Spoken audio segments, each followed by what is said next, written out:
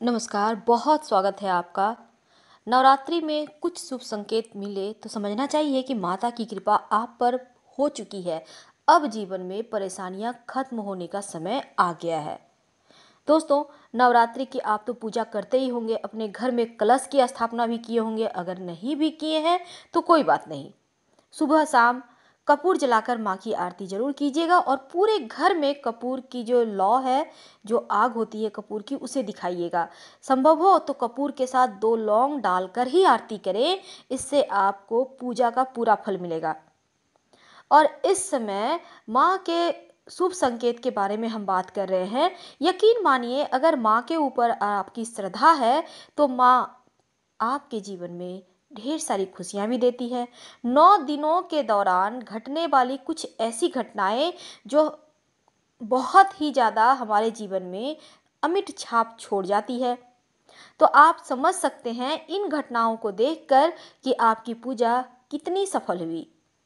तो चलिए, सबसे पहले हम बात करते हैं नवरात्रि में मिलने वाले उन खास संकेत के बारे में, जो माता रानी की कृपा हुई है या नहीं, या आने वाले समय में माता रानी की कृपा से जीवन में सफलताएं आप प्राप्त करेंगे या नहीं।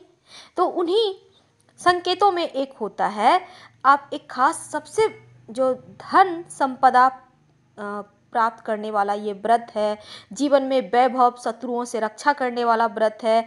तो अगर आपको जीवन में उल्लू, इन 9 दिनों में अगर उल्लू रात में, दिन में नहीं रात में, वैसे दिन में भी देख सकते हैं, लेकिन अगर खासकर रात में आपको दिखाई देता है तो इसका मतलब है माँ लक्ष्मी की कृपा आपके ऊपर बस हो ही चुकी है और माँ लक्ष्मी अब आपके जीवन में ढेर सारी खुशियां लेकर आ रही हैं।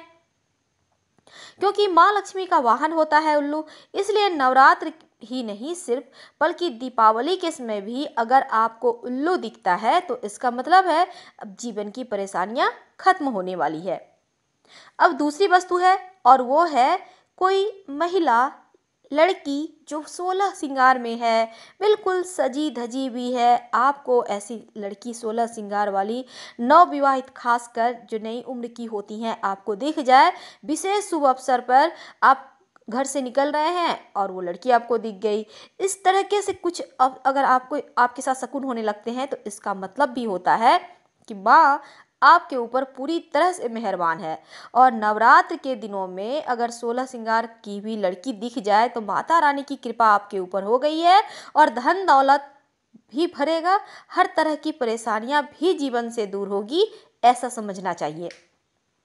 दोस्तों, वैसे तो नवरात्र में कमल का पुष्प माँ को जरूर अर्पित करना चाहिए, और आपने अगर अभी तक नहीं किया है तो कम से कम महाअष्टमी, महानवमी के दिन एक ही सही, एक ही कमल फूल हो, वो भी अर्पित करें, क्योंकि उसमें 108 पंखुड़ियाँ होती है, तो वो भी बहुत मायने रखता है।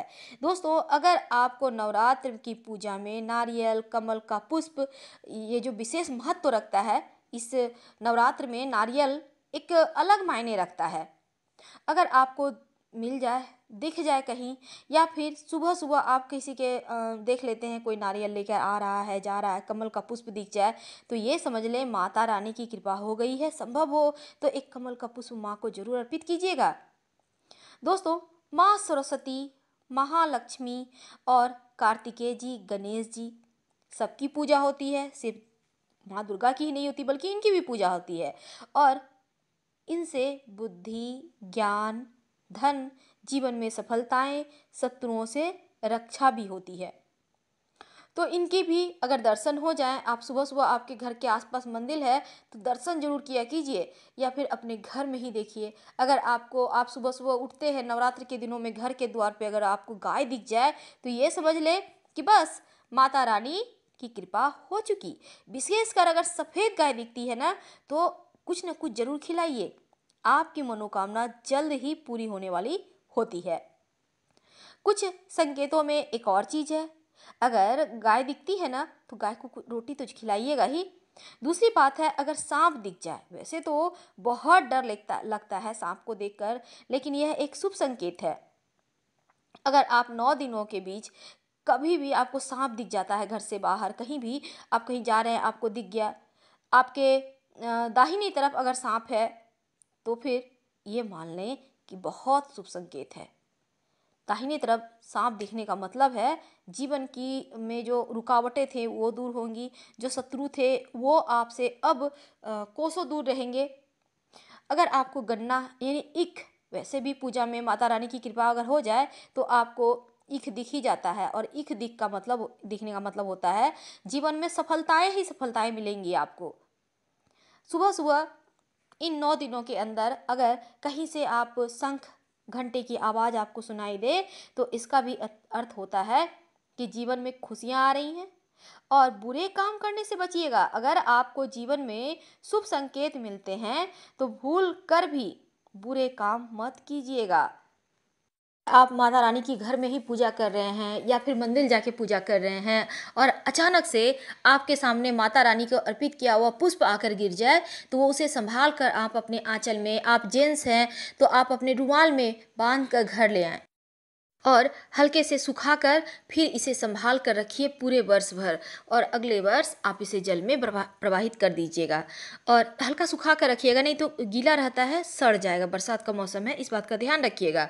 और ये पुष्प बहुत ही पवित्र है और आप चाहें तो एक दो पंखुड़ी अपने पर्स में भी रख सकते हैं, कोई दिक्कत नहीं है, खुद ब खुद टूट जाएगा सूखने पर। तो दोस्तों, ये शुभ संकेत आपके जीवन में जरूर आएगा।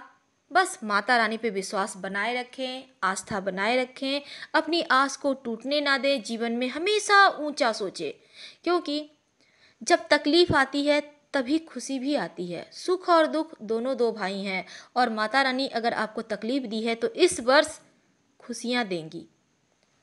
और कोई एक ग्रह किसी व्यक्ति के जीवन को डिसाइड नहीं करता, 9 ग्रह माता के 9 रूप मिलकर जीवन को संवारते हैं। हाँ, ये बात अलग है, कभी कभी माता रानी परीक्षा लेती हैं, पर यकीन मानिए इस जीवन में सब कुछ उन्हीं का दिया हुआ है। हार मत मानिए, क्योंकि यह एक हमारी लड़ाई है, एक हमारा सफ़र है जिसे हमें पूरा करना होता है। अगर बीच राह में अब कोई कैदी है, उसे सज़ा मिली है 18 साल की, 20 साल की, आप 19 साल 9 महीने हो गए, 3 महीने बचे हैं, आप जेल फांद के निकल जाओगे, सोच रहे हो भाग जाएंगे, तो क्या होगा? दोबारा से सज़ा काटनी होगी। इसलिए हार मत माने, माता रानी पे आस्था रखें, भरोसा रखें, वही जीवन दी है, उन्हीं के हाथों में सब कुछ है, वही संवारेंगी, वही हमें आगे बढ़ने में मदद करेंगी, अपने हाथ बढ़ाएंगी, उन्हें पकड़ कर ही हम आगे बढ़ेंगे। तो माता रानी की कृपा जरूर बरसेगी, और जहाँ आस्था है वहाँ विश्वास है, जहाँ विश्वास है वहाँ माता रानी है। हर हर महादेव। जानकारी अच्छी लगे तब लाइक कर सब्सक्राइब करें, अपनों से शेयर करें और कमेंट में हर हर महादेव जरूर लिखें। धन्यवाद।